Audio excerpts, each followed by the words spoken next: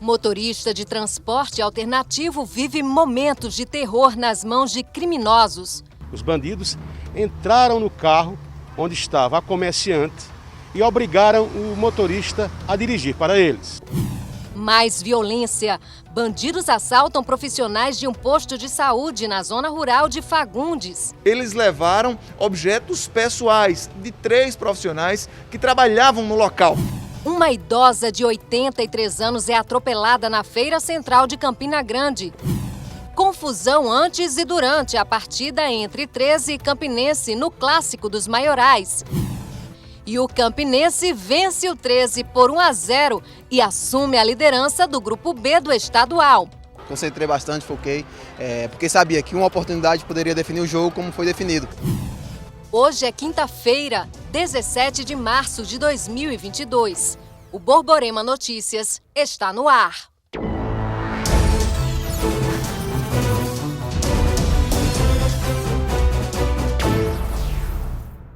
Boa noite. Um motorista de transporte alternativo foi vítima de criminosos entre Campina Grande e Lagoa Seca. O assalto aconteceu por volta das 4h10 da madrugada de hoje. O motorista de um veraneio saía aqui da Empasa, no bairro Alto Branco, com uma comerciante com destino à Lagoa Seca. Nisso, apareceram 2 bandidos que realizaram a abordagem. Os bandidos entraram no carro onde estava a comerciante e obrigaram o motorista a dirigir para eles. O motorista não teve condições de falar com a reportagem devido ao susto e ao nervosismo. O carro roubado foi este aqui, que foi encontrado pela Polícia Militar no final da Avenida Floriano Peixoto, no conjunto Castelo Branco. O sargento Edinaldo e a equipe localizaram o carro. Conforme o policial militar, o motorista foi encontrado numa situação de total desespero. 2 elementos armados de revólver rendeu o senhorzinho, né, de 62 anos, um pobre trabalhador, agricultor que vive do trabalho, que vocês nem imaginam a situação que a gente encontrou ele ali na Ceasa. Chorando, literalmente chorando. Ele falou sobre como o carro foi localizado. Foi ali nas mediações ali do ponto final do 222, em uma determinada rua daquela que não tem saída, já para dentro do matagal. Ainda de acordo com o sargento, o carro é o único meio de sobrevivência do motorista. Ele relatou pra gente que ele trabalhava em São Paulo, de cobrador de ônibus alguns anos atrás, e ele veio para Campina. Ganhou um dinheirinho e comprou esse carro, que é o único bem que ele tem, que é para botar o pão de cada dia na casa dele. E criminosos assaltaram funcionários de um posto de saúde na zona rural de Fagundes. O repórter Paulo Pessoa tem os detalhes. 3 bandidos armados invadiram uma unidade básica de saúde na zona rural do município de Fagundes, precisamente no sítio Bom Sucesso. Eles levaram objetos pessoais de 3 profissionais que trabalhavam no local. O delegado responsável pelas investigações falou sobre o caso. Vamos acompanhar. 3 profissionais do PSF foram abordados por 3 indivíduos que estavam numa caminhonete Ranger prata e anunciaram um assalto, subtraindo das vítimas aparelhos de telefonia móvel, o referido veículo da vítima e abandonando-as no sítio Riacho do Meio, na zona rural de Queimadas. Foram roubados, além do veículo, os aparelhos de telefonia móveis, anéis de ouro, relógios e, sobretudo, os aparelhos de celular, cujo rastreamento ainda não foi feito pela vítima. Ela não tinha ainda rastreado. O fato foi registrado à tarde na delegacia de Queimadas, quando ela compareceu, mesmo o fato tendo acontecido de manhã, e já iniciamos as investigações no sentido de identificar esses 3 indivíduos que praticaram esse assalto.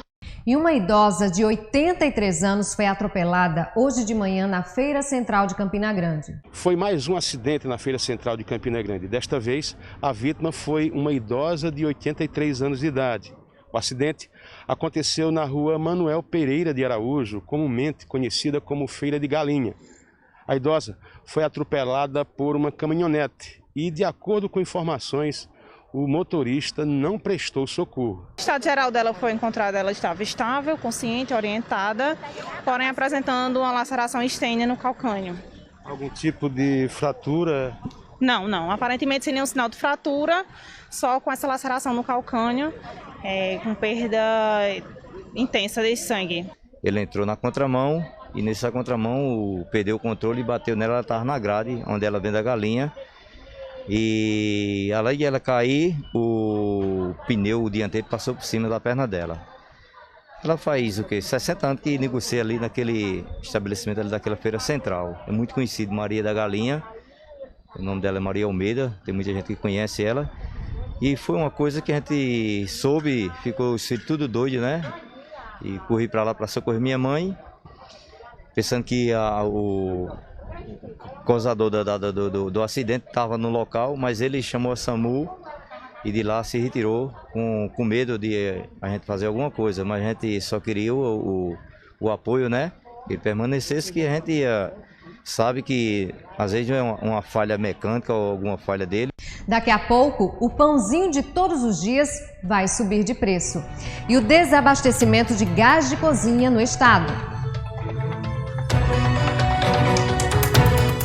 Eleições 2022. O vice-presidente Hamilton Mourão se filiou ao Republicanos em Brasília. A solenidade foi prestigiada pelos parlamentares paraibanos Hugo Mota e Wilson Santiago, representantes da legenda na bancada federal. A nossa correspondente na capital federal, Fernanda Martinelli, tem as informações para a gente. Ontem aconteceu aqui em Brasília a filiação do vice-presidente da República, Hamilton Mourão, ao Republicanos. Foi uma solenidade bastante prestigiada por nomes da política, além de paraibana, também da política nacional. E quem estava presente foi o deputado federal Hugo Mota, representante do Republicanos na bancada federal. Nós conversamos com ele e ele falou sobre a importância da filiação de Hamilton Mourão, que agora deverá ser candidato a senador pelo Rio Grande do Sul, e o crescimento do partido em nível nacional. Olha, o momento de fortalecimento do nosso partido, Republicanos tem tido todo um planejamento liderado pelo presidente Marcos Pereira nos 27 estados da federação. Isso tem feito com que o partido saia da janela ainda maior do que o que entramos nessa legislatura, onde já crescemos bastante. Isso renova a esperança e nos dá uma certeza que na eleição teremos um partido competitivo. Quem também esteve presente no ato de filiação foi o deputado federal Wilson Santiago, recém-filiado ao Republicanos. Ele falou sobre o cenário do partido em nível estadual e o trabalho que vem sendo feito para atrair novos nomes para a filiação ao Republicanos, além da expectativa para o pleito de 2022. Muito boa expectativa, já filiamos várias lideranças, estamos já com a chapa de deputado federal completa, estamos também nesse próximo final de semana já completando a chapa de deputados estaduais e com certeza sairemos dessa eleição com um resultado positivo. Recentemente, além de Wilson Santiago, Edna Henrique, que está licenciada, também se filiou ao Republicanos. Por causa da licença que foi tirada por Edna Henrique, quem assumiu seu lugar foi o deputado federal pelo PSC, Leonardo Gadelha. E agora a gente fala do aumento no preço do pãozinho nosso de cada dia, que deve chegar ao bolso do consumidor nos próximos dias. As padarias já não conseguem mais segurar os custos da produção.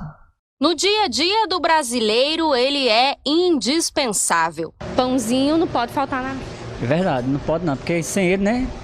A gente não pode sempre ficar, né? Nessa panificadora, no bairro das Malvinas, o quilo do pão é encontrado a R$ 10,88. Mas o valor do pão nosso de cada dia está prestes a mudar. Isso porque, de acordo com o Sindicato da Indústria de Panificação e Confeitaria de Campina Grande, o reajuste de 20% deve acontecer daqui para o final deste mês de março. De acordo com o sindicato, tanto a matéria-prima quanto todos os custos na linha de produção aumentaram consideravelmente. E não há mais como segurar o valor atual. Vai ter aumento de panificação na linha de produtos da panificação, não Campina Grande, a Paraíba e o Brasil, né? A gente até porque nós seguimos uma linha do que nós somos associados à BIP, que é da Associação Brasileira da Panificação, onde também já se trabalha desde o começo do mês a motivação de que o panificador ele faça esse reajuste para que ele não saia do mercado. São muitos os motivos para o aumento, mas o trigo assume a frente nessa conta que vai pesar na balança e no bolso do consumidor. De acordo com estudos da USP, o preço da matéria-prima no Brasil aumentou 21% de dezembro de 2020 a dezembro de 2021, devido aos reflexos da pandemia. Agora, a guerra da Rússia contra a Ucrânia, grandes produtores do grão também têm aumentado a demanda no mercado. É aquela velha máxima, a lei da oferta e procura. O Brasil produz menos da metade do trigo consumido e precisa importar grandes quantidades do grão de países como Argentina, Canadá e Estados Unidos. Se você analisar bem, tu vai no mercado e no mercado todos eles alteram os produtos e você tem que pagar. A panificação dura aumentar o preço do produto, ela segura o quanto pode. As crises seguidas elevaram a saca do trigo de 100 a uma média de R$ 230 nos últimos 2 anos. Para encaixar o reajuste no orçamento, o consumidor vê 2 opções: reduzir o consumo ou buscar outras alternativas. A gente se reinventa. Compra uma farinhazinha de trigo, faz aqueles bolinhos de chuva e assim a gente vai, tentando jogar. Ora o pão, ora o bolinho de chuva, ora uma bolacha. Mas pão todos os dias, infelizmente, está ficando difícil na nossa mesa. Muito complicado. Outro assunto que preocupa: o desabastecimento de gás de cozinha no estado. Segundo o Sindicato das Revendedoras de Gás de Cozinha da Paraíba, 60% das revendedoras já estão sem estoque. O problema acontece em pelo menos 4 estados do Nordeste: Paraíba, Pernambuco, Rio Grande do Norte e Ceará, e se deve ao atraso de um navio cargueiro responsável por reabastecer as distribuidoras. Não temos uma prospecção, uma previsão de quando isso será normalizado. Segunda-feira eu pensei que até quarta-feira estaria normalizado. Já recebi a notícia que é por tempo indeterminado. Nenhuma companhia tem uma previsão de quando se normaliza isso aí. Nosso receio é o seguinte, é que Pernambuco não atenda a nossa demanda, Paraíba, então coloque a gente para pegar gás em outra base, certo? Como Salvador, talvez outra coisa dessa natureza. Então aumenta, onera os custos, o frete é muito alto, o combustível aumentou muito, então isso o consumidor pagará com. O nosso assunto agora é São João 2022. A Prefeitura de Campina Grande abriu um edital para a contratação de trabalhadores. Sabrina Lima. São 220 vagas para auxiliar de serviços gerais e 65 vagas para fiscal de apoio. Entre os pré-requisitos está a idade acima de 18 anos e também estar em dia com as obrigações militares e eleitorais. As inscrições vão acontecer de 21 a 25 de março. Para isso, os candidatos interessados devem se dirigir até o setor de varrição, que fica dentro do próprio Parque do Povo, na parte superior, próximo à caixa d'água. É preciso pegar um formulário, preenchê-lo e anexar também cópias do RG, CPF, de um comprovante com o número do PIS, PASEP, comprovante de residência e ainda uma foto 3x4. O resultado da seleção deve sair no dia 25 de abril. Sabrina Lima para o Borborema Notícias. A seguir, como foi o clássico dos maiorais ontem no Amigão. E a confusão antes e durante a partida entre 13 e Campinense, o que é lamentável. A gente volta rapidinho.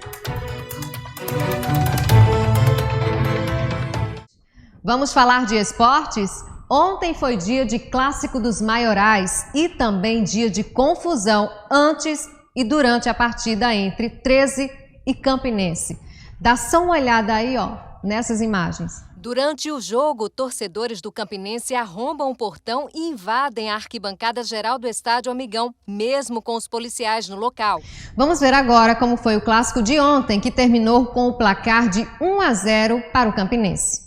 O capítulo 417 do Clássico dos Maiorais começou a ser escrito por uma mulher, Rutiana Camila, a primeira mulher árbitra a apitar um clássico. E ela nem teve tanto trabalho assim nos primeiros instantes. O jogo era disputado como se espera de um clássico, mas as equipes pecavam no último passe. A primeira boa chegada veio com o Campinense aos 15 minutos. Cruzamento para Olávio e Luciano Alves se esticou todo para interceptar. Aí Filipinho me vem com um lançamento 5 estrelas entre os zagueiros. Emerson aparece como elemento surpresa e Olávio, na boa com faro de artilheiro, põe fim à seca de gols no clássico. Campinense 1-0. Depois daquele gol do domingo perdido, me cobrei bastante, concentrei bastante, foquei, porque sabia que uma oportunidade poderia definir o jogo como foi definido. O 13 não se intimidou e partiu para cima. Teve personalidade, mas encontrou Mauro bem posicionado. E ousado, nesse lance chamou o adversário para dança e arrancou suspiros, de ódio ou de alívio. O 13 se expôs. Olávio recebeu em profundidade, chance clara, bateu firme, mais para fora. Mesmo com mais posse de bola, o 13 não conseguiu produzir e a paciência do torcedor foi esgotando. Enquanto isso, o Campinense pacientemente administrava o resultado e quando dava ainda arriscava de longa distância. Quando o time do 13 desceu para o intervalo, tanto que para o segundo tempo, Marcelinho mudou logo 2 peças e mandou a campo Gustavo e Jefinho. Foi dele um chutaço de longa distância para animar o torcedor. O Campinense saiu no contra-ataque com Felipe Ramon. Ele sofreu a falta e o clima esquentou de vez. Empurra para lá, para cá, todos os atletas se envolveram no tumulto. Até Marcelinho Paraíba chegou por ali. A Rutiana perdeu o cartão na confusão. Resultado, quando encontrou 3 amarelos para o 13, 1 para o Campinense. Ficou barato, hein? O cartão vermelho que talvez tenha faltado anteriormente veio. Christian fez a falta. O zagueiro da Raposa levou o segundo amarelo e foi expulso. Com 1 a mais em campo e 1 a menos no placar, o Galo avançou, mas tinha dificuldades para furar o bloqueio defensivo da Raposa. Mas o melhor veio logo em seguida.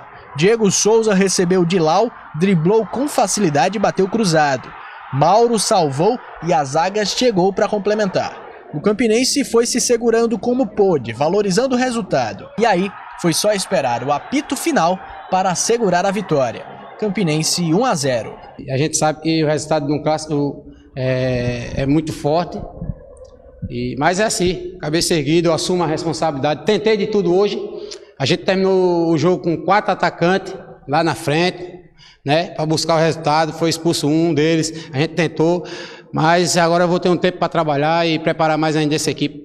Temos chance ainda de conseguir a classificação. A gente tem que dar um passo de cada vez. Nunca saí do jogo dizendo era para ter 4, ter sido 3, era para ter sido 4. Eu sempre respeitei a agremiação 13. Porque clássico é complicado. E domingo a gente escutou isso e escutar que o 13, por causa do empate, estava vivendo o melhor momento que o Campinense. Primeiro, eu acho que quem está lá deve respeitar também a sua agremiação, porque você comemorar um empate de um clássico é porque mostra porque a agremiação, infelizmente, está brigando na situação que está brigando. O Borborema Notícias termina aqui. Você fica agora com o SBT Brasil. Uma boa noite para você.